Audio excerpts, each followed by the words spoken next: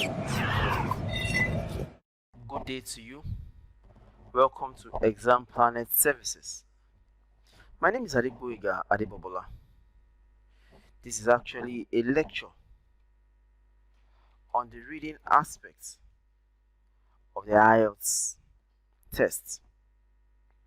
There are a few things we need to know about the Ielts reading test. One of the first things you have to know is that you have 40 questions. And you have to answer the 40 questions in 60 minutes. But also you must realize that those questions have to be transferred into the answer sheets.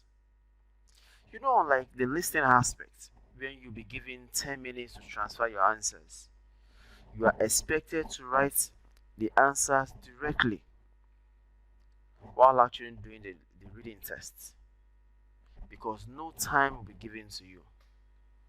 Perhaps maybe no second. Immediately your 60 minutes gets completed. You must also realize that the sections become increasingly more difficult as you move on from 1 through 3. That tells you that section 1 will always be the easiest. As we move to section 2, it will be a little harder than section 1. Section 3 will likely be the most difficult, with complex passages, more difficult vocabulary, and things like that. There are also some facts you should know. For the academic reading, you have 3 long passages. You're meant to read them on time and answer the questions you have underneath each. For the general reading, you have a couple of short passages. We could just be like excerpts from newspaper, magazines, from journals, very short passages. So for the first 2 sections, you will have a couple of short passages. Then the last section is always a long passage. It is also very wise that you are pushing your time wisely. Since all the aspects don't have the same level of difficulty, it's always wise not to just use 20 minutes for the first aspect. It's very much advisable, if it's possible, 15 minutes. Then the second one maybe 20 minutes. Then the last one you might just apportion 25 minutes. So as to match the level of difficulty for each of those sections. After we've decided to apportion our time wisely, the next thing we need to do is to look at the question types. This is because understanding the question types you have for IELTS reading is a major factor to you doing very well. You must understand the question types we have and also how to answer each question type. The first one we're going to look at is matching headings. This is the kind of question that will always come out in your IELTS reading test. And all you're meant to do is just to match a given information to a particular paragraph. Look at how a given information can serve as a title to a particular paragraph. What are the tips that can enable us to do very well for this kind of question? The first thing you need to do is to cross off the example already used. That is, if the example is there. You must always realize that there can only be one answer for a paragraph. So any paragraph that's been given as example or any answer choice that have been used as example must always be crossed off, knowing that that cannot be an answer again. Another tip that will be very valuable to you to ensure you actually get the matching heading questions is that you have to look out for statements or information that is central to the entire paragraph. One of the mistakes students normally make is to read the first sentence and the last sentence, and perhaps look at what exactly they can actually gather from those information. But we found out again and again that may not always be the case. So you must always make sure you look out for an information that is central.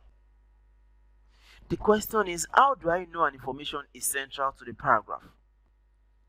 You must always look out for the information that is not stated in passing, but that is stated and also buttressed in subsequent statements or sentences. If you check the sentence very well, that serves like the topic sentence. It is not just stated, but subsequent sentences buttress an aspect of that sentence. Whenever you locate something as central as that, know that it is a very good pointer to the correct answer for the matching heading question. Another question type we're going to look at is the short answer questions. What's the short answer question? Of course, you're given a limit. You need to write what's the short answer question. It's a question where you need to write 1, 2, or 3 words and perhaps a number. The first thing you must always realize is that you should not write more than the required limits. Because even if you get the answer, but you write more than what is required, apparently I believe you know, you'll be marked wrong. And aside that, you must always locate the central word in the question stem. What does that do for you? One of the things it does for you is that it helps you locate where you should find the answer in the passage. Whenever you locate the central word in the question stem, you know how to look out for that particular word or a synonym of that word in the passage. Whenever you can locate that, know of a surety that the answer to the question is around that location. Another question type that perhaps is also the hardest is the true, false, not given. It is always also called yes, no, not given, depending on how it's structured or what you see on your exam paper. What's true? True definitely means that the information that I can see in this question matches what I read in the passage. It aligns with it. It corroborates the information. That's true. What's false? False simply means that the information I'm reading out in the question is contradictory or in opposition to what I read in the passage. That's why it's false. What's not given? Not given simply means that I've read this question, but all the information I read in the passage, there's no clue to this. None of them tells me anything about it. It doesn't corroborate it. It doesn't negate it. It perhaps doesn't even answer it. Very well. I always advise our students that the first thing to always look out for is it true. When you're sure that it doesn't corroborate it, then check, is it false? After you have affirmed that it's not true or false, you'll know that the next one has to be not given. But a very good tip you must note to ensure you get it is that you must always write the correct word. What do I mean by that? If the question actually tells you true, false, or not given, please don't write yes for true. Though they actually mean the same thing, you can be rest assured that if the statement says true and you put yes, it will be marked wrong for you. So always make sure you write the correct word. The next question type we're going to consider is a summary or sentence completion.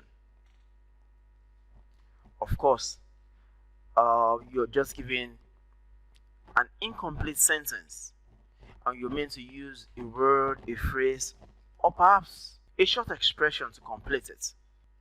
One of the first things you must always realize is that the words you need to complete the sentence are in the text, or once in a while in a box just above where the questions are.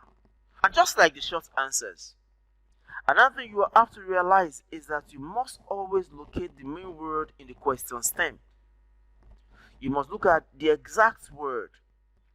Another thing, like the short answers, is that you must always locate the main word in the question stem. And just like also the short answer, this will help you locate where exactly that information is located in the passage, if the answer is in the passage and not in a box. Another question type you're going to consider is the sentence or summary completion. These are questions where you're given incomplete sentences and you're actually meant to use a word, a phrase, or a little expression to complete those sentences. You must always realize that the words you need to complete these sentences are in the passage, or once in a while in a box just above those questions. Another thing you must realize is that you have to locate the main word in the question stem you're given. This helps you to know where exactly, just like the short answer questions, to know where exactly you should actually trace the answers to. And of course, that saves you a couple of time. Another question type we'll look at is labeling of diagram.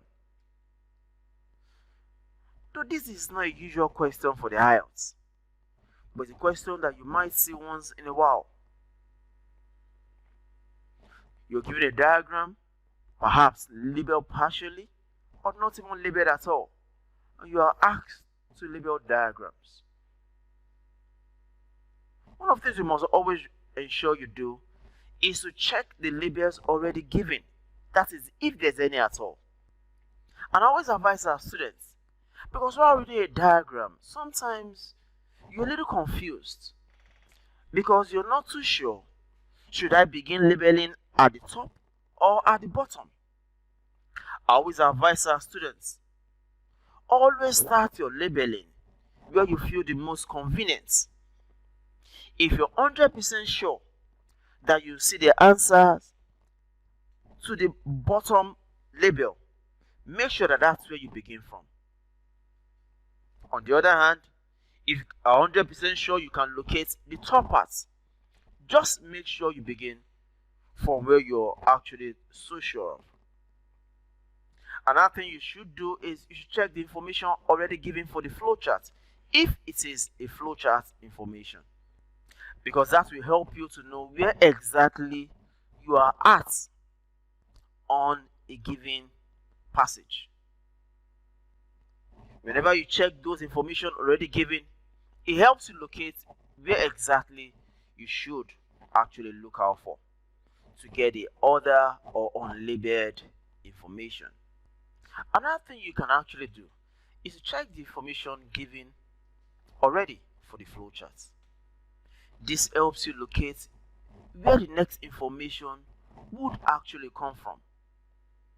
Of course, you know, if an information is from the second paragraph and you have something on the line beneath it, apparently the next information would likely be close to the already given information. So looking at the information that's available to you will definitely be a great help in actually choosing the proper or the right answer. Another kind of question you will always see when you're doing your Ielts reading is the matching and classifying information.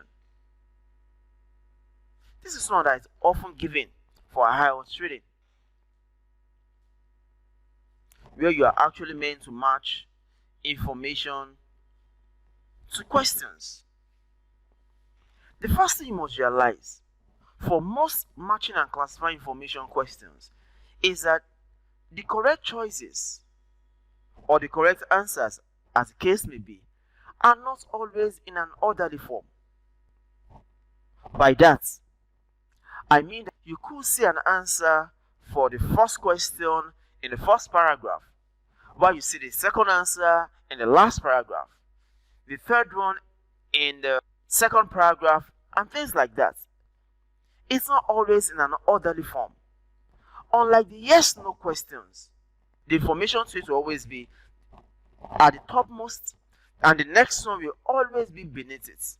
For most yes/no questions, you will not always see an answer to the first question in the first paragraph, to the second question in the last paragraph, third question in the second paragraph, fourth in the first paragraph. Of course, more often than not, almost in 99% cases, you will always see it in an orderly form. But for matching and classifying information, those answers are always staggered, in that you could see it at different places. So this tells you that it could be a little time consuming before you locate where the correct choices are. That is why you should actually apportion a few minutes to these questions. Another thing you should know while answering, matching, and classifying information is that you learn how to locate the correct synonyms and paraphrases as you read. This is because you'll not always see those words just as it's written in the question. It will always be either a paraphrase of it or a synonym of it. The last kind of question we're going to look at is the multiple choice question. For this kind of question, you're meant to choose one answer from 3 or 4 options. It's generally regarded as the third most difficult question for your reading comprehension. That is after the yes/no question and the heading question. So, it could be a little tricky once in a while. One of the things you must know about multiple choice questions is that they are all very similar. Unlike the multiple choices we did in secondary school, in Nigeria and across the world, we can easily identify the wrong option based on the options we're given. But for the Ielts reading test, all the options always look as though they are in the passage. So one of the first things you must do to ensure you have a choice at getting it is to actually look out for a difference, not a similarity. Because you will always see similarity in every option you see for each question. But whenever you can note what actually makes a question wrong, you actually have a very good chance at getting that answer choice. And most times, it could just be the addition of a particular word that makes that information contrary to what you read in the passage. It could just be a particular twist. But always ensure that you look out for what actually makes this option wrong. By doing that, you have a very good chance at getting it. These are some of the most important question types we have for the Ielts reading. I always believe that reading is an aspect of Ielts that most of us should do very well, because it's something we've been used to from our elementary schools. And by understanding how you should actually attempt and answer each of the question types, I believe that you should do very well. For me to know that you actually understand what you've just been taught, the best way is to always practice. So in our next video, we'll do a little practice. Make sure you answer it before we do the explanation. Thank you to you for watching, and I wish you the best as you prepare for your examination. Good luck.